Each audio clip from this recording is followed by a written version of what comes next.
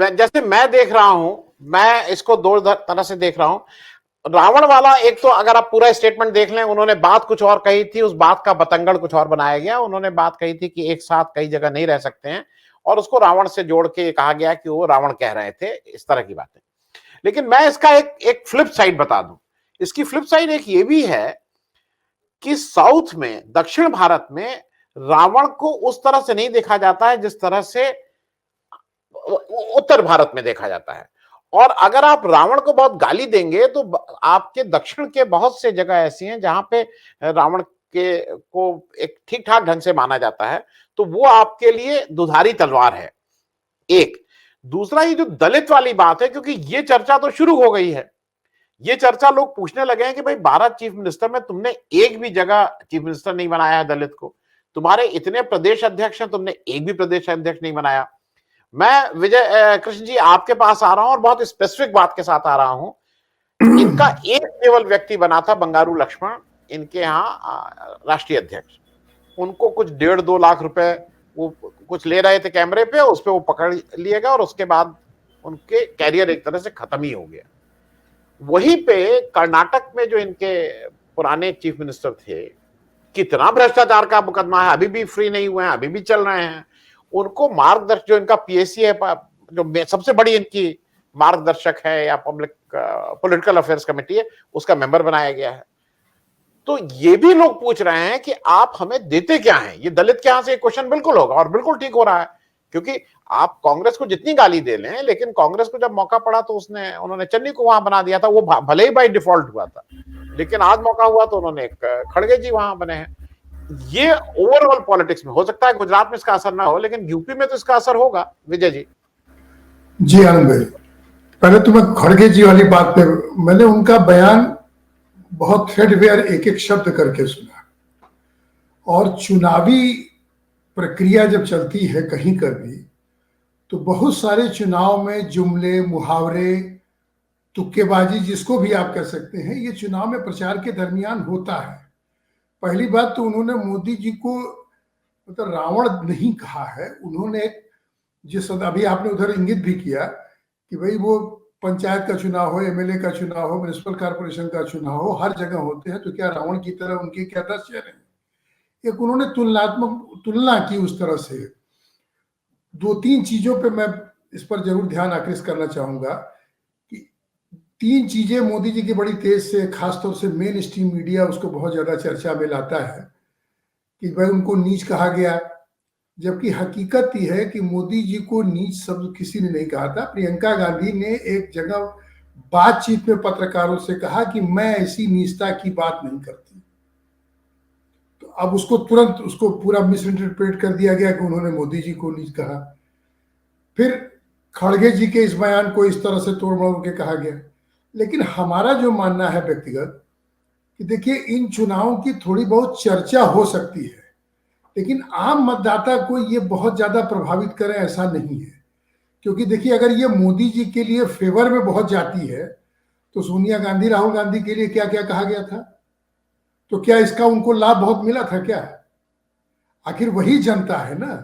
तो जनता एक आदमी को उसका विक्टिम कार्ड खेलने पर लाभ देगी, दूसरे को तो मतलब जर्सी गाय कुछ भी कहा जाए उसको कोई लाभ नहीं देगी। तो मुझे ऐसा नहीं लगता। देखिए परिपक्व बहुत मतदाता हो गया है। और जैसा कि अभी योगेश भाई ने कहा कि 75 साल का अमृत महोत्सव है, तो हमारी डेमोक्रेसी भी इतने दिन में बहुत मैच्योर हो गई है, तो लोग अब ये समझते हैं।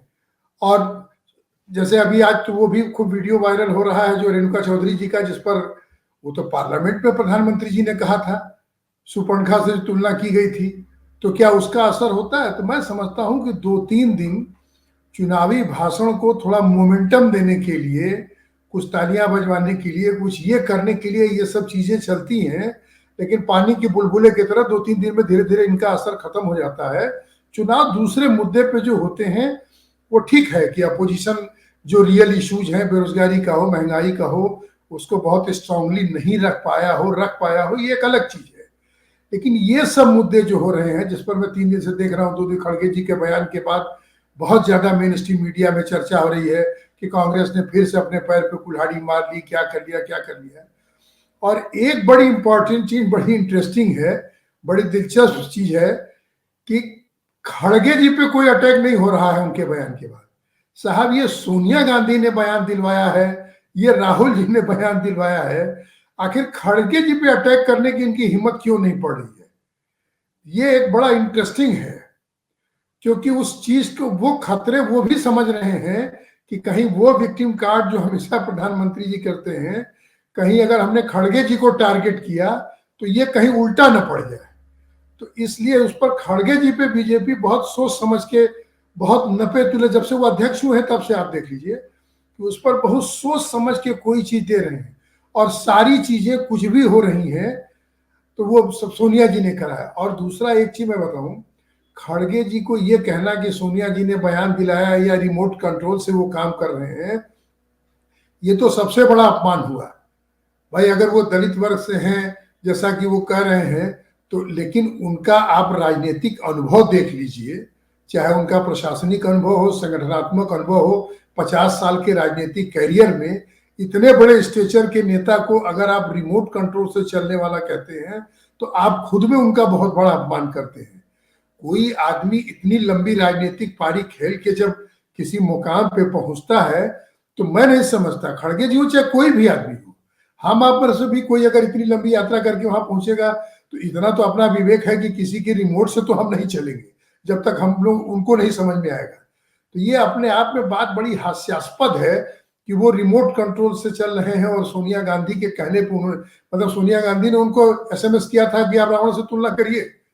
ये कितनी हास्यास्पद बात है। तो ये मुझे लगता है कि देखिए इसका गुजरात में, और ये दिलीप भाई ज्यादा इस पर स्पष्ट करेंगे, वो गुजरात में है, क्योंकि ये इशू गुजरात में नहीं होगा। ठीक है वहां बीजेपी बहुत स्ट्रांग है, योगी जी और शाह साहब जबरदस्त कैंपेन वहां कर रहे हैं। क्योंकि एक चीज देखिए आनंद भाई, मेरा मानना है कि कहा जाता है कि दिल्ली का रास्ता उत्तर प्रदेश से होके जाता है, लेकिन मैं मानता हूं कि मोदी जी के दिल्ली का रास्ता जरूर गुजरात से होके जा रहा है, क्योंकि गुजरात से ही वो दिल्ली पहुंचे हैं। और अगर गुजरात में सेटबैक लगा उनको तो उनका रास्ता जरूर फिर वो बहुत उस पर प्रश्नवाचक चिन्ह लग जाएगा। तो जो खड़गे जी का बयान है वो मुझे नहीं लगता है कि गुजरात में बहुत ज्यादा उसका पब्लिक पे असर होगा। मैं विजय भाई एक एक लाइन में आप लोगों का क्लोजिंग स्टेटमेंट।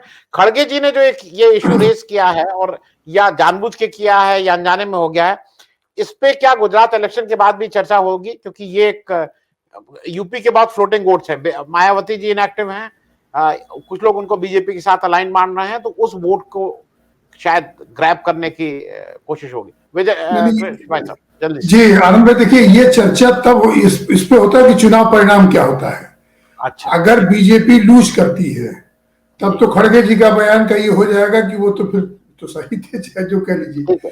लेकिन अगर बीजेपी चुनाव जीतती है तो ये वही होगा कि जैसे मोदी जी को खड़गे जी ने बोला, गुजरात की जनता ने उसका बड़ा बुरा लिया, जो हर बार होता है। जबकि मेरा ऐसा नहीं मानना है, और इश्यूज पे ये सरकारें बनती हैं, इन इश्यूज पे नहीं बनती। और दूसरा मैं एक छोटा सा बता दूं, जो दिलीप भाई ने कहा कि कहीं अंडर करंट की बात है, तो 2004 में जब शाइनिंग इंडिया मूवमेंट था, उस समय अटल जी के आगे विपक्ष कहीं नहीं दिखाई दे रहा था। आपको याद होगा उस समय सोनिया जी का विदेशी मूल का भी मुद्दा था, और लेकिन जब परिणाम आया तो वो बड़ा विचित्र हुआ। तो कहीं गुजरात में उस तरह का न दिखाई पड़ जाए, मुझे ऐसी भी संभावना लगती है। चलिए।